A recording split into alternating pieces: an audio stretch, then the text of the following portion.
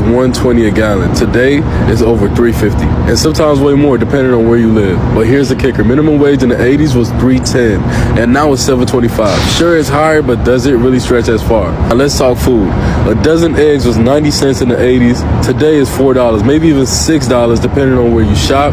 A gallon of milk was $1.60. Now it's closer to $4, and bread was 60 cents back then versus $2.50 today. Dining out was cheaper too. A Big Mac in the 80s was $1.60. Today, $6 for the same burger, and it ain't get any bigger. Let's look at housing. The average home price in the 1980s was $80,000. Today, it's over $400,000. That's nearly 5 times more. Rent is no better. It's like the American dream just had a major price hike. Even travel was way more affordable. A round trip flight averaged $200 back then. Today, the same trip will cost you $400 or more, way more. Education is another story. Public university tuition in the 1980s was just $1,000 a year. Now it's over $10,000 annually.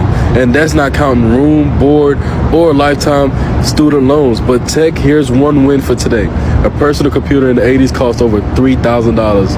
Now you can get a smartphone way more advanced for $1,000. But these monthly data plans, out of there. We got better tech, but when it comes to gas, food, housing, education, prices have skyrocketed while wages kept going up. Are we better off or just nostalgic? Let me know what you think in the comments. I don't know about y'all, but I don't want to live in the 1980s, but I want those prices.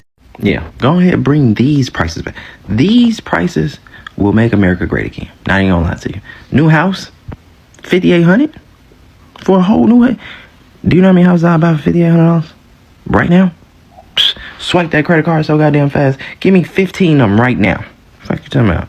Average earning. Now the income part, you can scratch that. Now I ain't gonna lie to you. The motherfuckers making way more than $1,500 at this point. New car, $550. What? What, $550 for a new car? That ain't even my whole car payment. Shit. Average rent, $18 a month. Do you know? First of all, it ain't even just me. Do you know what the whole world would do if they rent was $18 a month? Do you know how everybody be around here living? Money would be flowing all through the economy at $18 a month. School, you can scratch that. Anybody going to school, so you can honestly erase that whole 14 because I don't get no fuck about school no more. Movie tickets, 25 cents. That's about better than the motherfucking. See, the movie tickets ain't even a problem. The problem that y'all need to address is the fucking concession stand. Because why is it cheap to get in the movie, but once you get in there, nachos, $25. The fuck? Like, come on, bro. But bring these fucking prices back, especially eggs. 16 cents a dozen? Come on, bro. I always hear millennials say, I can't afford a property. Well, I'm going to show you today that you can't afford to not own a property. I didn't even have to go back to the 90s to compare. Just take a look at 2019 when the median rental price was $530 per week. The median take-home salary was around $1,660 per week. After taxes and Medicare levies, that would leave you with around $1,283 a week, meaning that your rent was now going to be 41% of your take-home income. This left you with around $753 a week to spend. That would be your groceries, your clothes, your car, your petrol, and even some spending money. Whilst it wasn't a lot of money as a single adult, it was still feasible to rent, get by, and potentially even save some money. Fast forward to today, the median rental price has increased to $770 per week.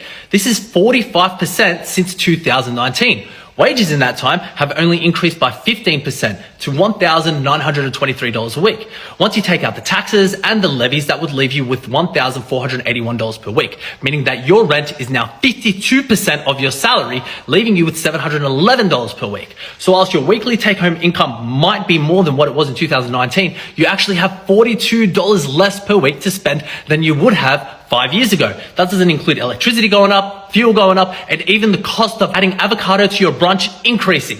So whilst you think to yourself, I can't afford a property, if you continue to have your life dictated by a landlord, there's a chance you won't be in a property at all. I found screenshots of what I was paying for rent in 2019 in my first apartment and what I was taking home from work. I knew this information, but just looking at it is so fucking unreal. Rent was $995 a month. And for context, if you know the area, I lived in Sandy Springs, Georgia, which is known for being like a really nice area. I was like 20 years old. I think I had just turned 20. I'm not even gonna lie, I was standing on big business. Like, I felt like I was doing something. $11.27 a month by myself? Guys, I was making $16.83 an hour. And I could afford to live by myself. I mean, I wasn't living like a queen, but I could pay all my bills and eat out sometimes. These are my current utilities. Usually my rent is around $16.80 a month. My rent has gone up $500 a month. To be fair, I do make more than double than I was making before, but this is what lifestyle creep looks like. The cost of living goes up every time people make a little bit more money. The cost of housing is astronomical, but what happened in the past 4 years is the problem. Check out the difference between 1995 to 2019 to 2023. So the complaining from us millennials started probably 2020, but this is why. So in 1995, the average house was $130,000. You put down 20%, that's $26,000. The interest rates were 7.8% back in 1995, and your principal and mortgage would be around $753. Now I'm going to save the average incomes for last. Now, 2019, $260,000. Not bad over 25 years. It only doubled.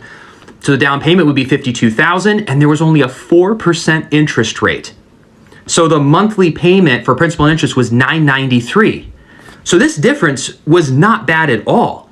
Here's where the jump happens. This is what, okay, 2023, the average home jumped to $419,000. The down payment would be $84,000. The interest rate was similar to 95, which is 7.24%, but that would leave you with a monthly payment of $2,283. Now let's go with the average incomes. In 1995, it was $29,000. In 2019, it was $56,000. In 2023, it is still $56,000. So in 1995, 31% of your income could be used for housing. You could get it into a house. In 2019, it was only 21% of your income.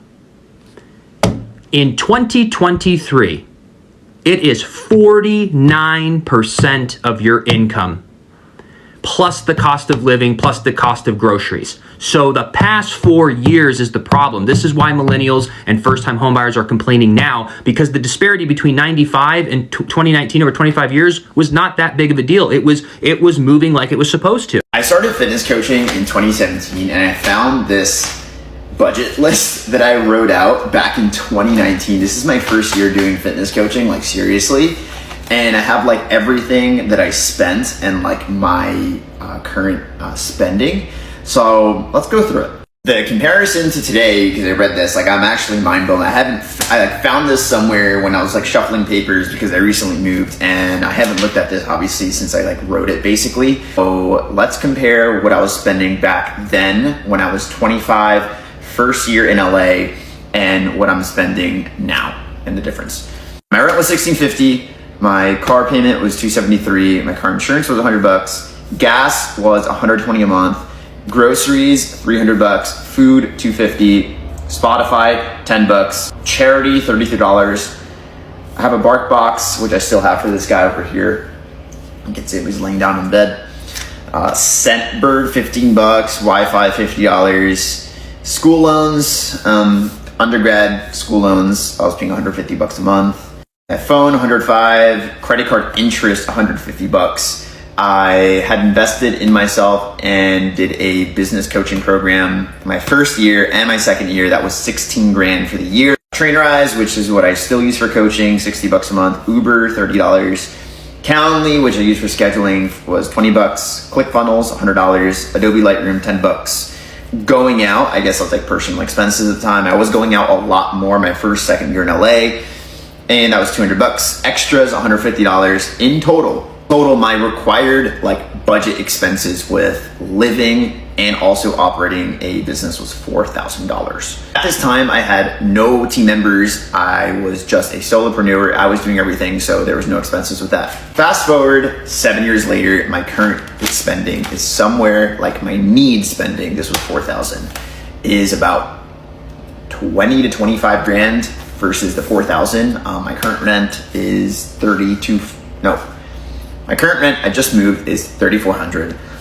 Back then it was $1,650, and yeah, isn't that pretty cool?